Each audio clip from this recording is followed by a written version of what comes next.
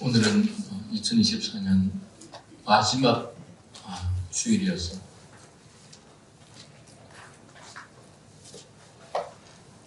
한 해를 정리하는 마음으로, 또는 여러분이 하시는 것처럼 지금 우리 대한민국은 말로 다 할 수 없는 혼란 가운데 있습니다. 그야말로 불의가 판을 치고 있는 그런 현실 속에 있습니다. 혹 경제적 부는 어느 정도 이루어서 경제적 부로 인해서 우리의 삶이 윤택할지는 모르겠지만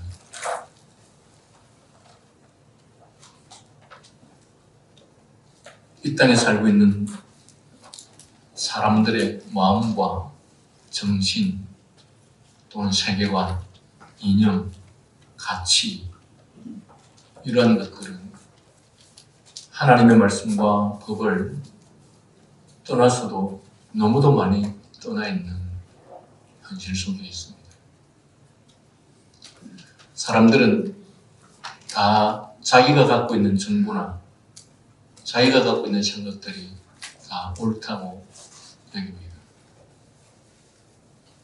심지어 그리스도인들도 똑같은 생각으로 살아가고 있습니다. 저는 묻고 싶습니다. 여러분이 갖고 있는 생각이나 가치관과 또 여러분이 이해하고 있는 그 정보들이 하나님의 말씀과 성경에 근거해서 내가 갖고 있는 생각과 가치관들과 정보들이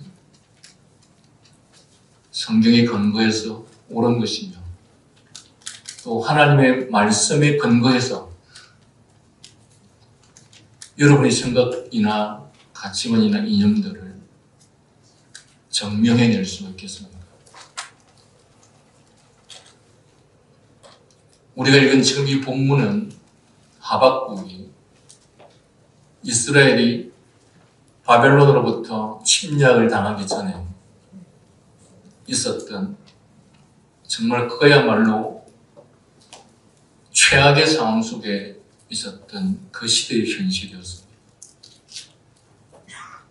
신앙과 믿음뿐만 아니라 도덕과 율법 그 어느 것도 그야말로 난장판이었습니다. 오늘 우리가 살고 있는 이 대한민국 땅은 그야말로 난장판입니다. 정의, 진리 이런 것들은 오간데가 없을 만큼 심각한 상황 속에 처해 있습니다. 하나님의 계명인 10계명은 사람들의 생각뿐만 아니라 심지어 법을 통해서까지도 완전히 무시해버리고, 그래서 10계명을 정면으로 대적하는 그런 법들이 이미 다 법으로 통과되었고 시행되고 있는 것이 현실입니다. 우리는 그런 가운데서 이렇게 하나님의 법과 하나님의 계명이 정면으로 도전받고 대적하게 되는 이 현실 앞에서는 말로 다 할 수 없는 고통과 번뇌와 분노와 같은 것들을 느끼지 않는 사람들이 자신들이 지지하는 어떤 정당이나 자신들이 따르는 어떤 지도자들이 어려움을 당하는 것들에 대해서는 견딜 수 없이 분노하는 이 현실이 과연 그들이 그리스도인이라 말할 수 있는가? 그들의 마음과 정신은 도대체 어디에 있는 것인가? 이런 생각들을 하지 않을 수 없습니다. 하나님의 이름이 처절하게 짓밟히고 하나님의 계명이 철저하게 모독을 받는 일들에 대해서는 아무것도 하지 않는 자들이, 자신이 지지하는 어떤 정당이나 사람이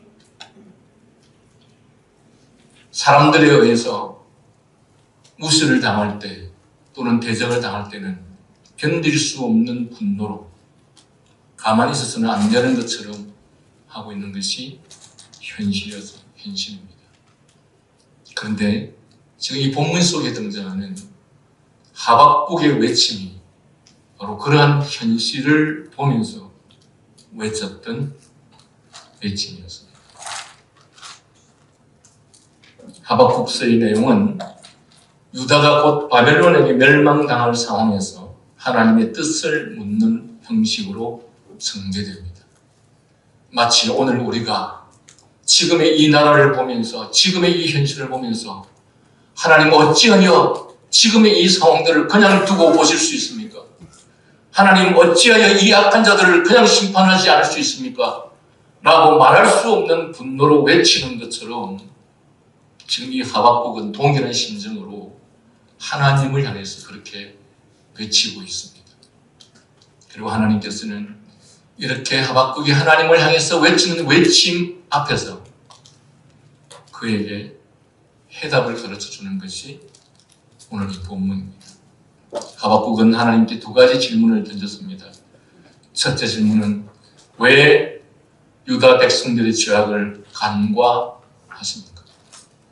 백성들이 이토록 죄를 짓고 지도자들이, 통치자들이 이토록 온갖 죄악들을 저지르고 있는데도 불구하고 어떻게 하나님께서는 이들의 죄악을 그냥 보고만 계십니까? 라고 질문하고 있습니다. 즉 악인이 득세하고 의인이 핍박을 받는 현실을 보고 공의 하나님께서 통치하는 세상이라면 어찌하여 이런 일이 있을 수 있습니까? 하는 문제로 고민하는 선지자의 모습을 보게 됩니다. 이에 하나님께서는 이 하박국에게 이렇게 대답합니다. 그래, 너가 고민하고 너가 분노하고 너가 고통스러워하는 그 문제를 내가 바벨론을 통해서 그들의 죄를 징벌할 것이다 라고 대답하고 있습니다. 1장 6절을 통해서. 이 대답을 들은 하박국은 두 번째 질문으로 하나님, 왜 우리보다 그 흉악한 바벨론을 일으켜서 우리를 심판하려고 하십니까? 그 바벨론 갈대아 사람들이 얼마나 잔인하고 얼마나 악한 사람인 줄 하나님 너무도 잘 아시지 않습니까? 그러면 우리가 죄악을 못 짓게 할 정도로만 하시면 되지. 그 악하고 잔인한 자들을 통해서 어떻게 우리를 심판하시겠다고 하십니까? 즉 바벨론인의 간악함이 지나쳐서 열국을 사륙하는 자들이 아닙니까? 어떻게 그런 자들을 통해서 죄를 심판하십니까? 라고 질문합니다. 이 하나님께서는 하박국에게 잠잠히 기다리라고 말씀하시면서 오직 의인은 믿음으로 말미암아 살리라 라는 말씀을 주십니다. 오직 의인은 믿음으로 말미암아 살리라 라는 이 말씀이 무슨 말일까요? 오직 의인은 우리가 믿는 하나님은 전능하신 하나님이시고 지혜가 완전하신 하나님이셔서 오직 의인은 그분께서 다 알아서 하실 것이다. 그러므로 잠잠히 기다리는 것이 의인의 삶이다 라고 가르치는 것입니다. 인간인 우리가 이토록 견딜 수 없어서 분노하고 인간인 우리의 눈에 보기에도 이렇게 난장판이고 인간인 우리의 눈에 보기에도 이렇게 온갖 더러운 일들이 국가 안에서 일어나고 있는데 그렇다면 하나님의 눈으로 보실 때 이 세상은 어떠할까? 너가 보기에도 그 정도냐? 내가 보았었을 때는 어떻겠느냐? 그러나 그런데도 불구하고 나는 이 세상의 주관자가 아니냐? 이 세상을 다스리시는 전능하신 하나님이 아니냐? 내가 그것들을 어떻게 할 수 없어서 지금 아무것도 안 하는 것이 아니지 않느냐? 그러므로 오직 의인은 믿음으로 말미암아 살리라. 즉 오직 의인은 하나님께서 일하실 때까지 잠잠히 기다리는 것이 믿음으로 살아가는 사람의 삶의 모습이다 라고 하는 것을 우리 주님께서 가르치십니다. 이 오직 의인은 믿음으로 말미암아 살리라는 이 말씀은 진실로 신구약 성경의 중심이 되는 진리의 말씀으로 사도 바울은 로마서와 갈라디아서의 주제를 이 말씀의 인용으로 설명했음을 볼 수 있습니다. 의인은 참으로 믿는 사람은 자신의 생각이나 관점에 설령 맞지 않고 자신의 생각에 이해가 가지 않더라도 하나님의 지혜와 사랑과 그 하나님의 언약의 신실하심을 온전히 신뢰하고 살아간다는 말입니다. 신앙생활을 하는 신자들의 가장 결정적 단점이 무엇이냐? 그것은 자기 생각이나 판단을 가장 신뢰하고 그것을 정답이라고 생각하는 것입니다. 그래서 그들은 말씀을 신뢰하지 않습니다. 물론 신자들이 나는 말씀을 신뢰하지 않는다 이렇게 말하면 그것이 불신앙처럼 보이니까 이런 사람들이 주로 어떻게 말하는지 아십니까? 그 하나님의 말씀을 해석하는 설교자가 그 하나님의 말씀을 가르치는 지도자가 잘못 가르치는 것에 대해서 나는 믿음을 가질 수 없다. 그것을 신뢰할 수 없다. 라는 방식으로 하나님의 말씀을 불신하는 경우들이 많이 있습니다. 물론 오늘날 이 땅에는 하나님의 말씀이 잘못 해석되어져서 잘못 가르쳐지는 일들이 수없이 많은 것도 압니다. 그러나 그런 것만 있는 것이 아니라 내가 그 말씀을 받아들이지 않고 내가 그 말씀에 불순종하고 싶어 하니까 그것을 대놓고 나는 하나님의 말씀을 순종할 수 없습니다 라고 말하기보다는 당신이 해석하는 당신이 가르치는 그 말씀을 내가 받아들일 수 없습니다 라는 식으로 그것을 합리화시키는 것이 오늘의 신자들의 모습이다라는 것입니다. 그리하여 결국은 자기 생각대로 자기 뜻대로 하나님을 믿는다, 하나님의 말씀을 따른다 라고 하면서도 결국은 자기의 생각과 자기의 관점대로 신앙생활을 하려고 하는 것이 오늘 우리들의 모습입니다.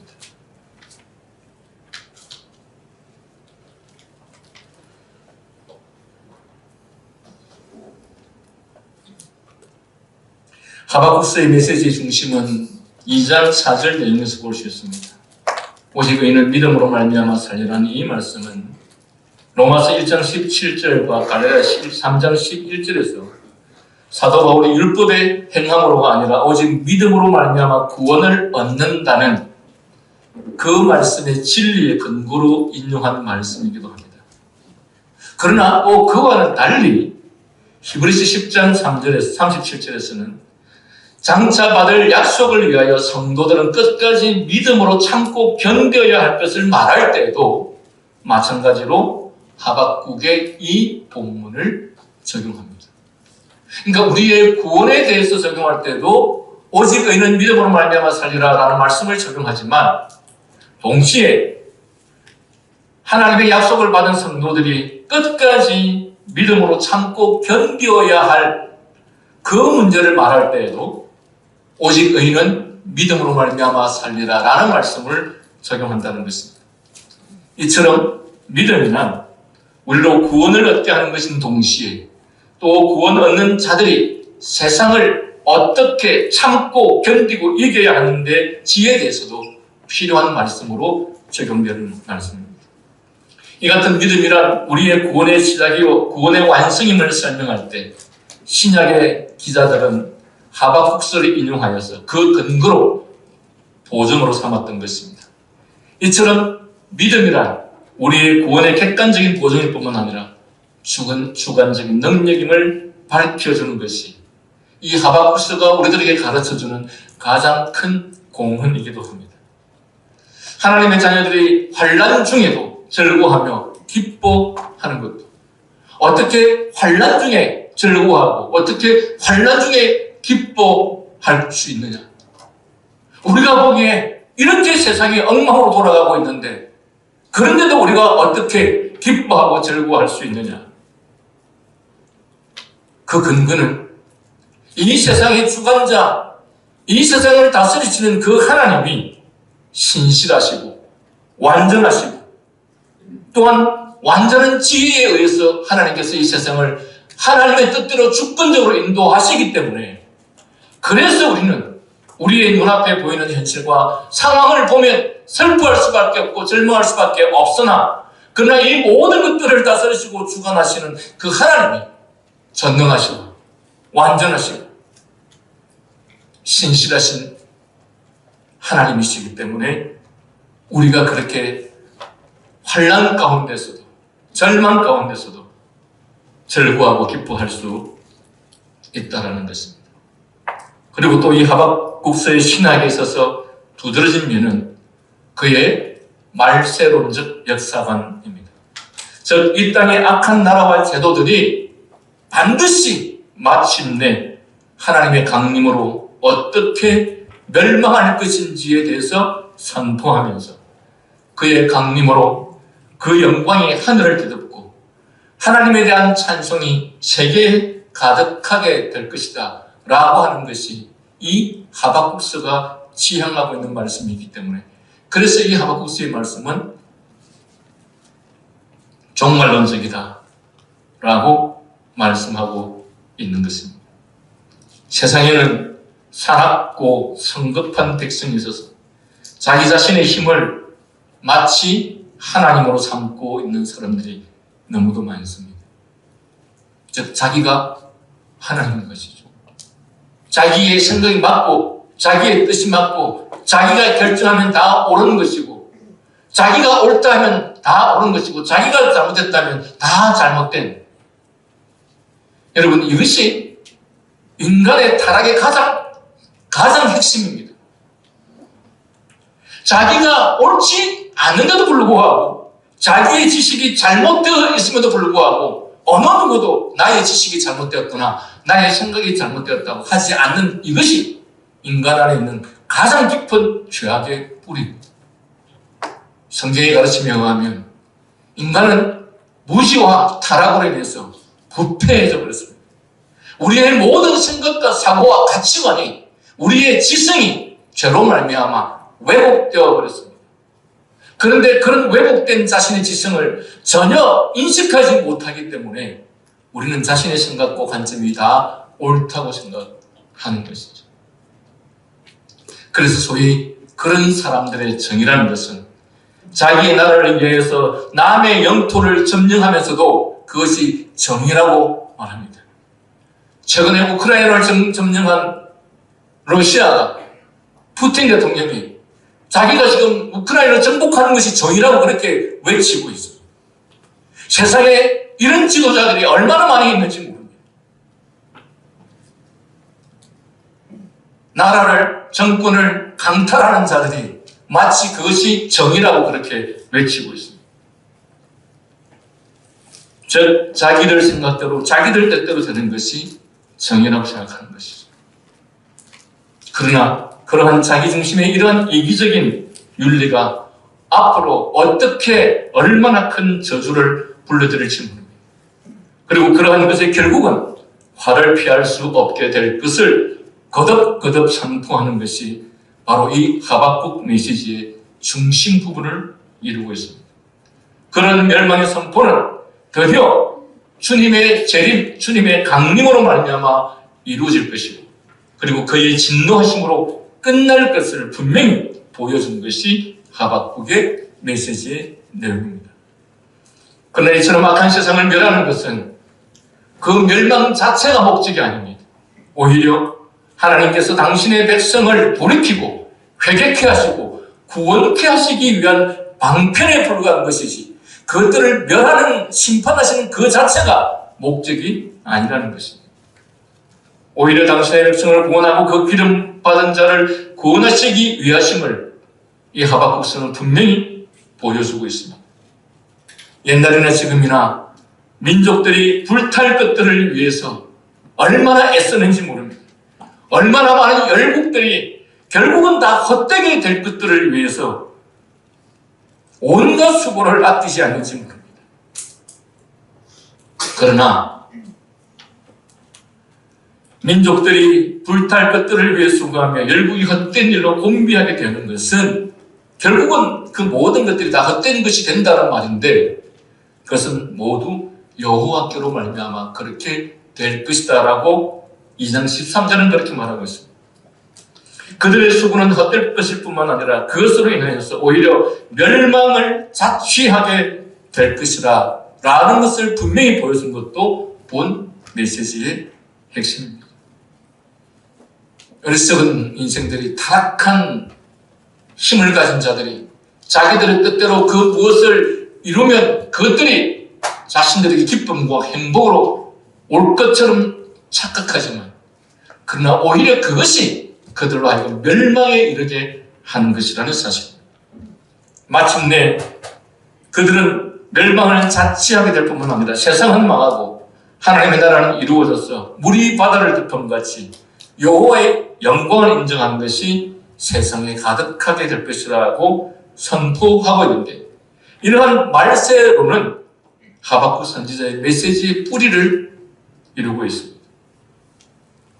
이 선지자가 이렇게 말합니다. 1장 3절에 하나님 어찌하여 나로 하여금 가난을 보게 하십니까? 어찌하여 괴휼한 자를 하나님께서는 방관하십니까? 1장 13절에 어찌하여 하나님 이렇게 세상이 엉망진창인데 잠잠하십니까? 하나님께서 대답합니다. 2장 3절에 다 내가 정한 때가 있다. 2장 3절에 비록 더딜지라도 기다리라. 그리고 2장 4절에 오직 의인은 믿음으로 말미암아 살리라.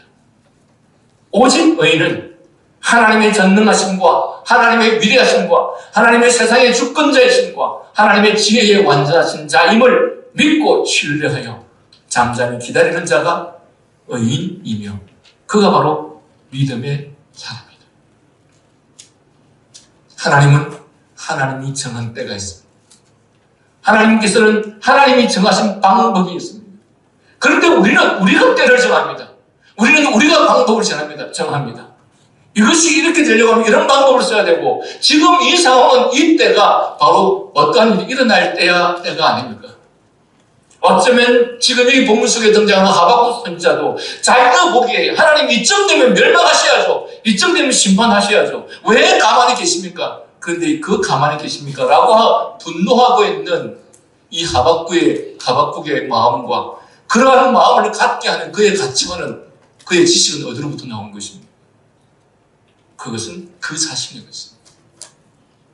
우리는 마치 내가 분노하고, 우리는 마치 내가 그렇게 해야 된다라고 하는, 내가 보기에 이런 방법을 사용해야 된다라고 하는 그것이 하나님의 방법이요, 하나님의 생각이요, 하나님의 때가 아니라는 사실을 가득히 잊어버리고, 하나님 왜 그냥 보고만 계십니까? 왜 가만히 계십니까? 지금 이 때가 그렇게 해야 할 때입니까? 라고 하면서 오히려 하나님을 향해서 우리가 분노하고 있는, 그러나 의인은 믿음으로 말미암아 살리라 라고 그랬습니다.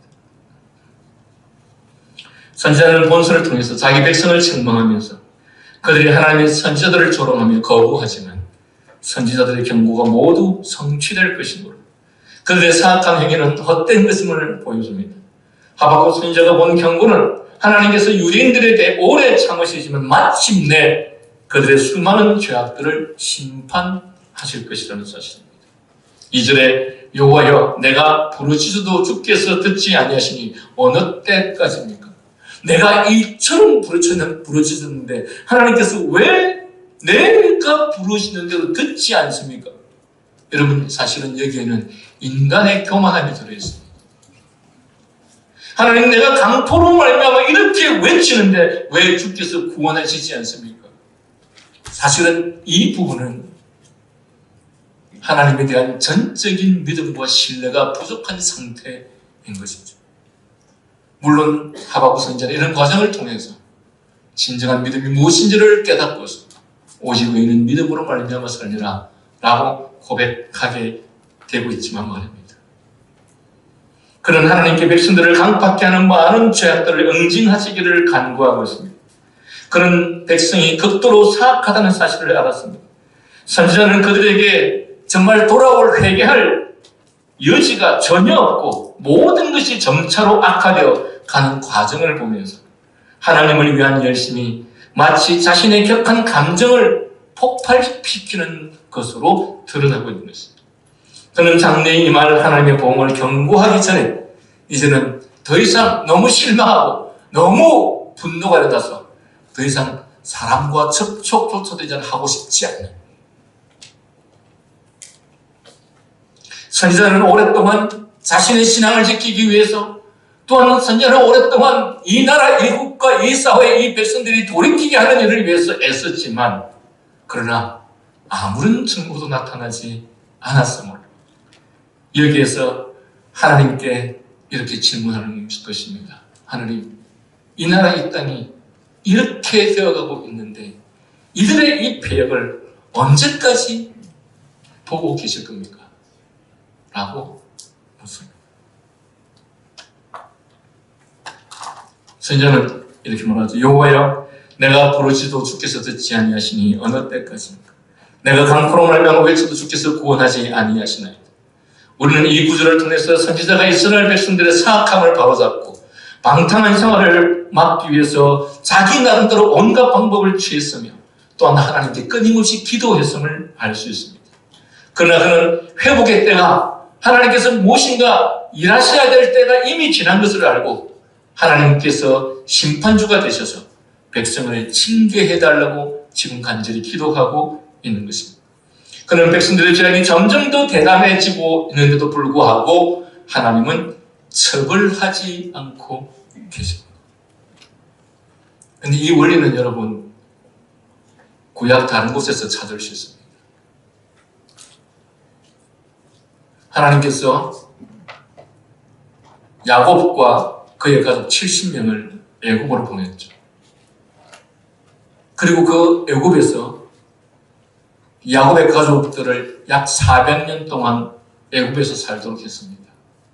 그 400년 동안 애굽에서 살도록 한 이유가 뭐냐? 아브라함에게 약속했던 것이죠. 가나안의 죄가, 가나안의 악이, 가나안의 죄악이 아직 관영하지 않았기 때문에. 다시 말하면 하나님께서 이 가나안 백성들이, 가나안 땅의 사람들이 갈 때까지, 가는 그때까지 내가 기다려야 됩니다. 인간이 철저하게 부패하고 타락하지 않았을 때 하나님께서 그들을 심판하면, 아니 우리가 뭐 잘못한 것도 없는데 왜 우리를 심판하십니까? 라고 하겠죠. 그러나 그들이 더 이상 변명할 수 없을 만큼 세상이 부패하고 타락했을 때, 하나님께서 그들을 심판하실 때 그들은 아무 말도 하지 못할 것입니다. 저는 분명히 예상합니다. 지금 우리가 살고 있는 이 대한민국은 가면 갈수록 더 부패하고 더 타락하게 될 것입니다. 왜? 그렇지 않으면 이 어리석은 인생들이 우리가 뭘 잘못했습니까? 우리의 죄악이 무엇입니까? 하고 대들 것이기 때문에 그렇습니다. 하나님께서 지금 이 이스라엘을 심판하지 않는 것은 그들이 더 이상은 변명하지 못하고 그들은 더 이상 아무것도 핑계할 수 없을 때까지 하나님께서 그들의 부패를 기다리고 계시는 것입니다.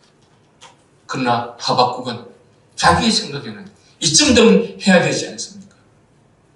하박국은 하나님처럼, 하나님만큼 인간을 잘 모릅니다. 하나님은 인간의 속성을, 인간의 죄성을 너무도 잘 알고 계시는 것이죠.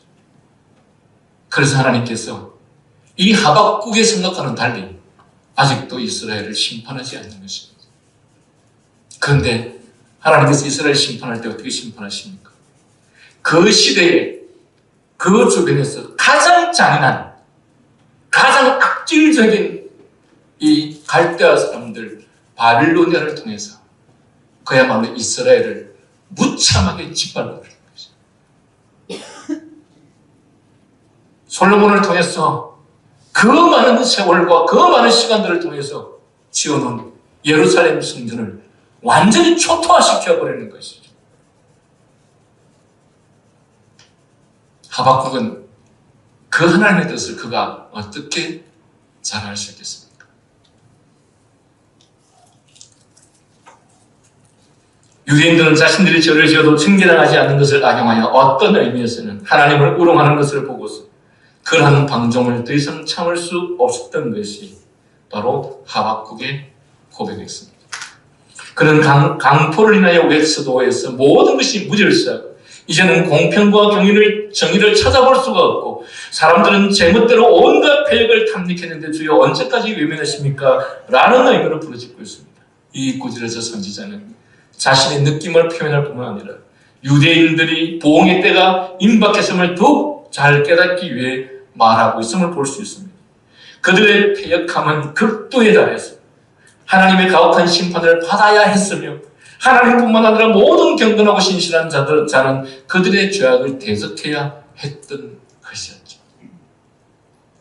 그래서 3절에서 하박국 선지자 이렇게 고백합니다. 어찌하여 나로 이 죄악을, 어찌하여 나로 간악을 보게 하시며 어찌하여 나로 하여금 이 패역을 눈으로 목도하게 또는 보게 하십니까? 여기서 선지자가 분노하는 이유는 하나님의 택하신 백성들에게 만연된 죄악을 목격하고서 번민하고 슬퍼하지 않을 수 없었던 것입니다. 그러나 본문은 하나님을 참으로 사랑하고 섬기고 사랑하는 모든 사람이 하나님의 교회 안에서 죄악이 난무하는 것을 보면 반드시 열심히 대적해야 한다는 것을 하박국 선지자의 그 분노를 통해서 우리들에게 보여주고 있는 것이죠. 사람들이 하나님을 모독하고 하나님의 율법과 진리를 무시하며 질서를 짓밟아 버리는 것보다 사실은 그리스도인을 더 경록해 하는 일은 없습니다. 여러분은 어떤 일로 가장 경노합니까? 여러분은 어떤 일로 가장 분노를 참을 수 없습니까?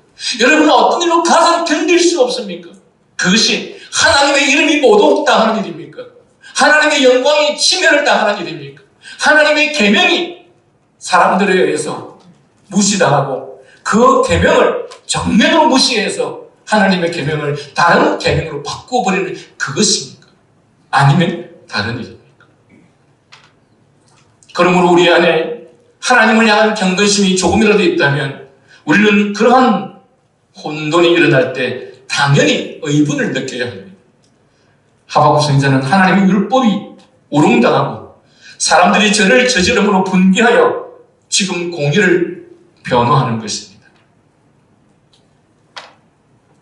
지금 이 하박국 선지자는 그의 이 하나님의 이름이 모독당하고 하나님의 영광이 모독당하는 그 것에 대한 분노를 우리들에게 보여주시면서 진정한 믿음의 사람은 정말 무엇으로 분노해야 되고 무엇으로 견딜 수 없어야 하는지에 대해서 잘 가르쳐주고 있습니다. 그리스도인들이라고 하는 사람들이 자신들이나 다른 사람들이 하나님의 뜻을 따르지 않고 하나님을 경외하지 않는 것에 대해서는 분노하지 않으면서 하나님의 율법을 정면으로 도전하고 대적하고 그래야 시키면조차도 바꿔버리는 자들을 향해서는 아무것도 하지 않는 너무도 비신앙적인 반신앙적인 모습들이 이 신자들의 모습 속에서 나타나고 있다는 사실.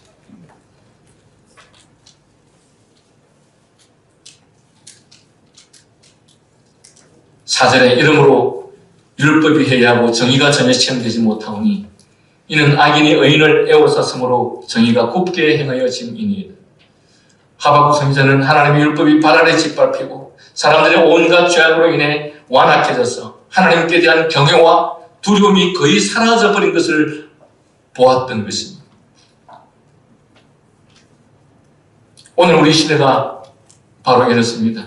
사실 우리들은 하나님의 율법이 우롱당하고 진리가 멸시되며 공의가 침범당해도 내 일이 아니기 때문에 넘겨버리지만 자신들이 조금이라도 상처를 입거나 손해를 입게 되면 즉시 흥분하는 것이 우리들의 모습인 것입니다. 우리는 자신의 관계되는 것에는 민감한 반응을 보이지만 하나님의 율법이 모욕을 당하고 그분의 진리가 멸시되는 일에 대해서는 얼마나 어쩌면 관대한지 모르겠습니다. 그러나 선지자는 사적인 감정으로 이런 분노를 하는 것이 아니라 하나님의 존재가 하나님을 경배하는 것이 하나님을 예배하는 것이 하나님의 이름이 모욕당하고 그분의 거룩한 율법이 침해받는 것을 견딜 수 없었기 때문이었음을 잘 보여주고 있습니다. 그러므로 하박국 선지자는 율법이 해이하고 라고 4절에서 말하고 있는데, 이는 마치 하나님의 율법이 더 이상 권위를 갖지 못하고 무시된다는 말이기도 합니다. 사실 우리는 하나님께서 하나님의 율법이 사악한 자들에게 공공연히 멸시당하고 심지어 우롱당하면 반드시 의분을 느껴야 합니다. 모든 사람은 하나님께서 모독당하는 것을 볼 때마다 견딜 수 없는 분노가 일어나야 합니다. 그런데 여러분 어찌하여 하나님의 말씀이, 하나님의 십계명이 정면으로 반박당할 뿐만 아니라 그것을 실제로 모든 국민, 모든 백성들이 그 계명에 반대되는 법을 만들어서 그 법을 따르게 하는 이런 법이 제정되고 있는데도 불구하고 어떻게 가만히 있을 수 있습니까?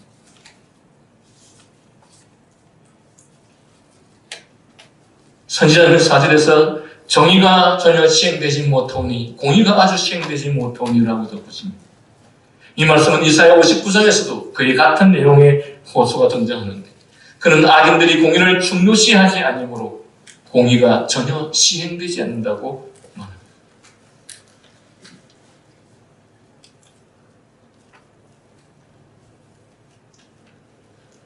어느 정도 했느냐? 믿음과 공의를 중히 생각하는 사람이 있습니다.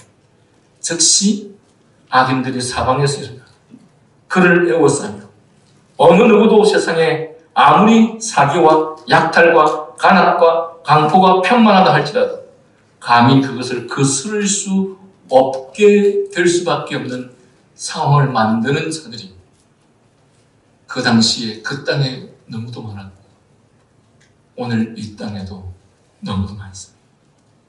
진리를 시행하려고 하면, 진리에 근거한 참된 일을 시행하려고 하면 이 사악한 자들이 벌떼같이 나타나서 그것을 시행하지 못하도록 하는 현실 속에 우리가 처해 있고, 이 하박국 선지자도 그때 그렇게 처해 있었던 것입니다.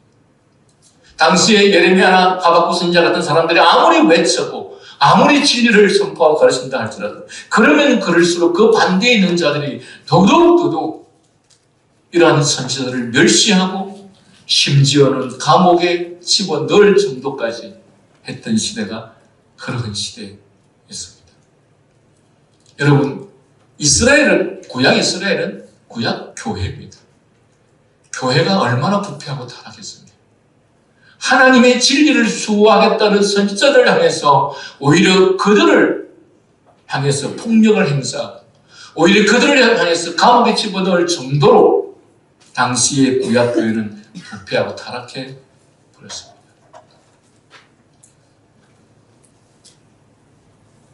그래서 하나님의 은혜가 정말 필요한 것 같습니다. 여러분, 한 개인이 부자가 되어서 몇 대쯤 가는가요? 예? 한 개인이 부자가 돼서 몇 대쯤 가는가요?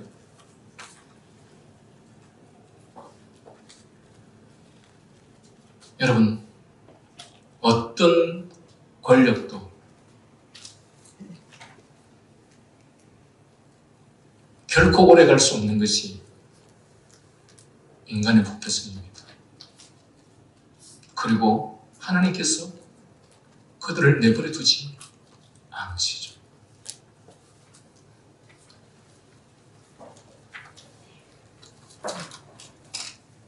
지금 이 나라는 너무도 풍요로운 현실 속에서 살아가고 있습니다. 여러분, 이것이 언제까지 지속될 것이라고 생각하십니까? 반대는 예상해보지 않습니다. 여러분, 이스라엘이 바빌로니아에 의해서 그렇게 무참하게 짓밟히기 전 이스라엘과 예루살렘은 어떠했습니까? 예루살렘 성전은 온갖 금은으로 장식되어 있고 그들의 예배는 얼마나 화려했는지 모릅니다. 그런데 그 나라가 그렇게 초토화되어 버릴지 누가 알았겠습니까? 여러분, 우리는 우리의 장래를 알 수 없습니다. 그런데 그 우리의 장래에 대한 건 키가 어디에 있느냐? 그 교회를 이루고 있는, 그 국가를 이루고 있는 그 시대의 백성들과 교인들이 어떠한 모습으로 살아가느냐가 바로 그 키라는 사실입니다. 공의가 곱게 행함이니이다 라고 4절에서 말함으로써 선지자는 통치자들까지 공의와 불의를 분간하지 못하고 마치 불길에 기름을 붓듯이 그들이 계속해서 악을 범하고 있다고 말합니다. 선지자는 이러한 죄악이 어느 한 사람의 죄악이 아니라 바로 지도자들에 의해서 뿐만 아니라 재판관들이 사악한 백성들의 죄악을 저지시키는 것이 아니라 오히려 죄인들의 악을 보호하는 현상이 나타났었죠. 여러분, 오늘날 여러분들이 우리 대한민국에 있는 판사들을 믿습니까? 저는 믿지 않습니다. 왜? 판사들이 다 두 편으로 나눠져 있기 때문에. 판사들만큼 공의로워야 될 사람이 없고 교육가들처럼 제대로 된 의식과 지식을 가지고 가르쳐야 되는 자들이 없습니다. 그런데 오늘날 교육가들이 그렇습니까? 오늘날 판검사들이 그렇습니까? 사실은 공의가 완전히 다 무너져 있는 시대 속에서 우리가 살고 있지 않습니까? 그래 누구든지 억압당하여 법의 도움을 호소하면 오히려 그 자유가 강탈당했던 시대가 바로 이 시대였습니다. 한마디로 선지자는 백성 중에 일어난 일이 공과 사를 막론하고 부패했다고 말합니다. 말씀을 정리합니다. 바로 이러한 현실이 이스라엘이 바벨론으로 말미암아 멸망하기 전에 그들의 포로로 70년 동안 괴로움을 당하기 전에 있었던 이스라엘의 상태였습니다. 오늘은 우리 시대와도 너무도 흡사합니다. 교회와 세상의 부패를 보고 울고 기도하는 자는 오히려 드물고 하나님의 진리와 율법이 그리고 하나님의 이름이 모독을 당하고 멸시를 당해도 마음의 고통과 괴로움과 분노를 느끼지 않고 오히려 자신들의 조그마한 고통과 불이익과 손해에 대해서는 견디지 못하는 것이 오늘날 신자들의 현실이며 사회와 국가는 의로운 자가 있으면 오히려 몰매를 당하는 현실이고 진리를 말하면 독선이고 골동소리를 듣는 시대가 되어버렸고 공의와 판결은 그 중심을 일어설 뿐만 아니라 백성은 물론이고 공적 국가와 정부도 모두 다 공의를 상실한 시대가 오늘날 우리 시대입니다. 그래서 하박국은 이러한 교회와 국가의 현실을 보고 하나님의 공의가 시행되지 않느냐고 하나님의 심판이 속히 이루어지지 않느냐고 그래서 울부짖었던 것입니다. 그리할 때 하나님께서 말씀하고 계십니다. 하박국아, 내가 너보다 더 잘 알고 있다. 반드시 심판할 것이다. 그런데 네가 예상한 것보다 훨씬 더 심각한 심판을 할 것이다. 내가 바벨론을 사용할 것이다. 왜 바벨론이냐? 이방민족 자신들보다 더한 악한 자들에게 심판을 당함으로 그 수치와 고통을 몇 배나 더하게 하기 위해서이다. 하지만 이런 상황 속에서도 의인은 믿음으로 말미암아 살아야 할 것을. 다시 말하면 모든 것을 하나님의 주권과 역사에 맡기라는 사실입니다. 이것이 오늘 하박국 선지자가 이 시대를 살아가고 있는 우리들에게 외치는 말씀입니다. 그렇다면 들으시기를 바랍니다. 기도하겠습니다.